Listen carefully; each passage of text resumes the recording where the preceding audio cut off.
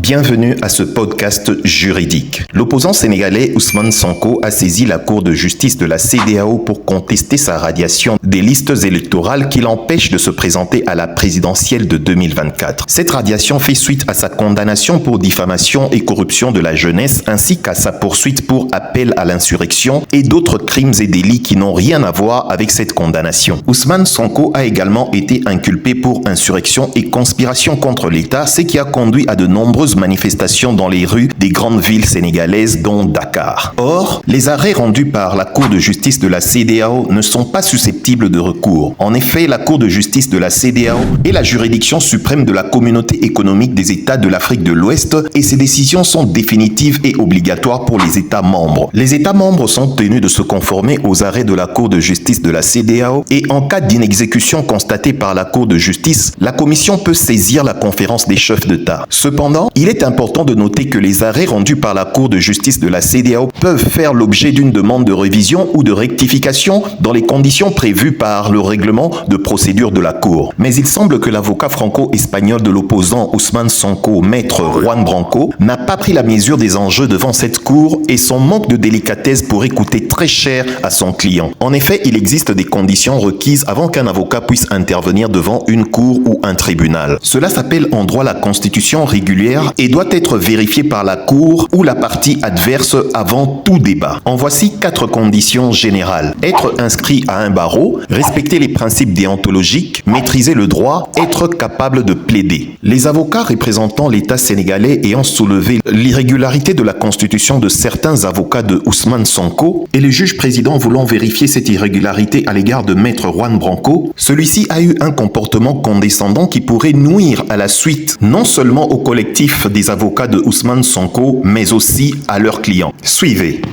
Ouais, vous venez de soulever des arguments qui, s'ils sont avérés, remettent en cause leur présence dans la procédure, puisque vous avez soutenu que leur constitution est irrégulière. Donc, vous allez nous permettre de vérifier ces déclarations en écoutant ceux qui sont mis en cause. On va commencer par M. Branco, au barreau de Paris. Vous avez entendu les déclarations de M. Bité du Sénégal. Qu'est-ce que vous répondez à cela? Je vous remercie, Monsieur le Président. Je note que l'État du Sénégal s'obstine dans sa volonté de m'empêcher de défendre M. Sonko après m'avoir expulsé du territoire le 30 mars, alors que je me rendais à l'audience pour le défendre dans le cadre de l'affaire Bamba Niang, dont il est fait mention sans aucun motif légitime, après m'avoir fait arrêter par des hommes encagoulés et expulsé du territoire lorsque je m'étais rendu pour le défendre dans l'affaire pénale à laquelle il était confronté pour des accusations particulièrement extraordinaires qui lui avaient été infligées le 28 juillet dernier. Il se trouve qu'aujourd'hui, y compris à la CEDEAO, ceux-ci cherchent à me faire expulser de ce dossier. Je dois leur faire peur.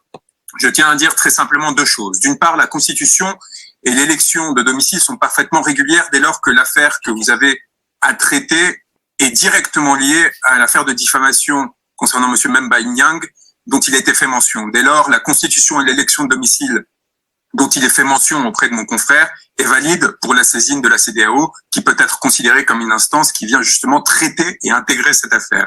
D'autre part, dans le cas où mon confrère ne se contenterait pas de cette désignation, j'ai immédiatement fait transmettre la Constitution et l'élection de domicile qui avait été élaborée hier à votre cour et à votre greffier afin de régulariser la situation dans le cas où cela posait problème. Je suis sûr que mon confrère Saïd Larifou pourrait le faire immédiatement en des délais tout aussi courts.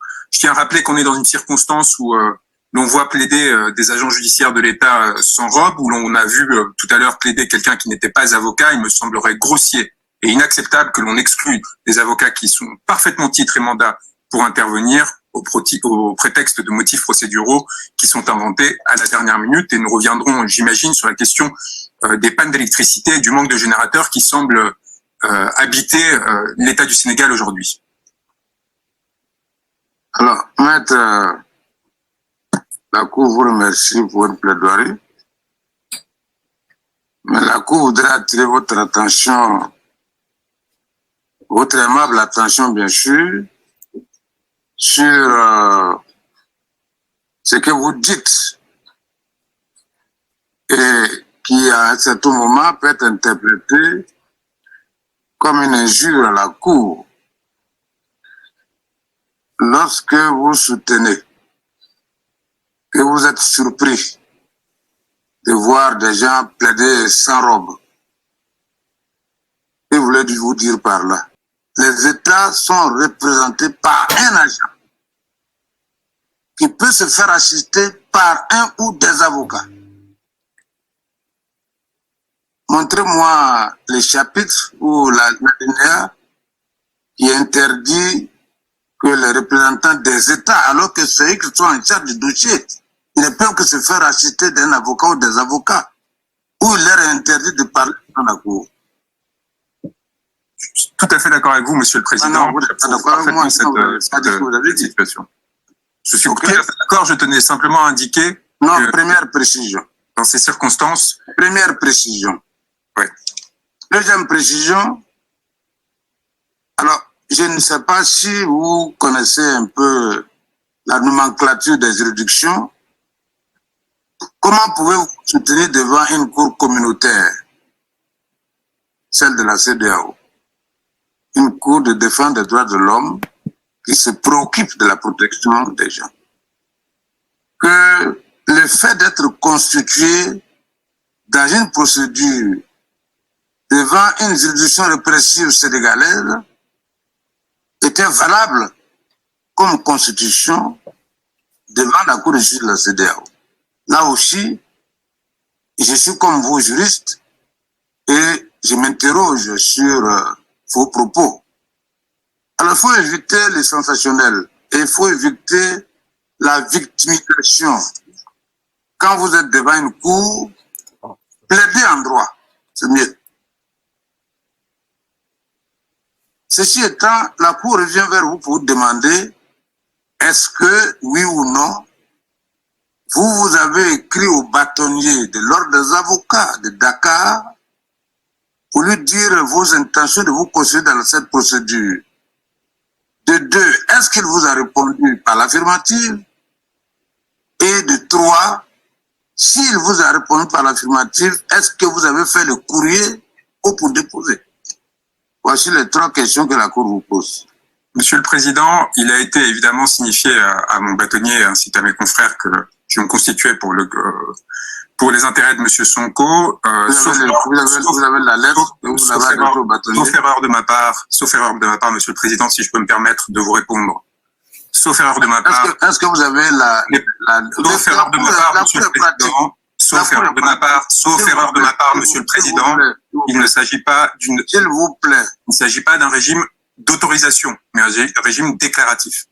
Cette déclaration a été faite et elle peut être transmise sans aucune difficulté. Vous posez trop de difficultés pour vous-même. La Cour est pratique. La Cour demande est-ce que vous avez le courrier que vous avez adressé au bâtonnier? Et bien sûr, le courrier est à votre disposition et il peut vous être transmis si vous souhaitez suspendre l'audience dans l'immédiat. Et qu'est-ce que le bâtonnier a répondu? Il s'agit d'un régime déclaratif et non d'un régime d'autorisation, Monsieur le Président. Ah, mais pourquoi j'aimerais déclarer? Quand on déclare là, on regarde. Il y a des gens qu'on peut refuser. Alors, ça se fait. Le bâtonnier... C'est vous qui faites ces conclusions. Bon, un régime déclaratif... Je ne représente pas l'État sénégalais, donc je ne peux pas me lancer dans ce débat avec vous. Monsieur le Président, si vous souhaitez nous empêcher de plaider la cause de Monsieur Sonko, allez-y. Ne cherchez pas de prétexte pour le faire. Si vous voulez quoi? Si vous souhaitez nous empêcher de plaider la cause de M. Sonko, faites-le, ne cherchez pas de prétexte. Vous êtes impoli en disant ce genre de choses à une cour de justice communautaire. Est-ce que vous pouvez revenir un peu en bas pour parler plus respectueusement à la cour? S'il vous plaît. Monsieur le Président. Pouvez-vous revenir un peu en arrière pour parler respectueusement à la cour? Monsieur le Président, si vous voyez ce que j'ai dit tout à l'heure, si vous souhaitez m'empêcher de défendre la cause de M. Sonko, ne cherchez pas prétexte. Parlez du droit. Si vous cherchez prétexte pour m'empêcher de défendre M. Sonko, ne cherchez pas prétexte. Vous êtes vraiment impoli.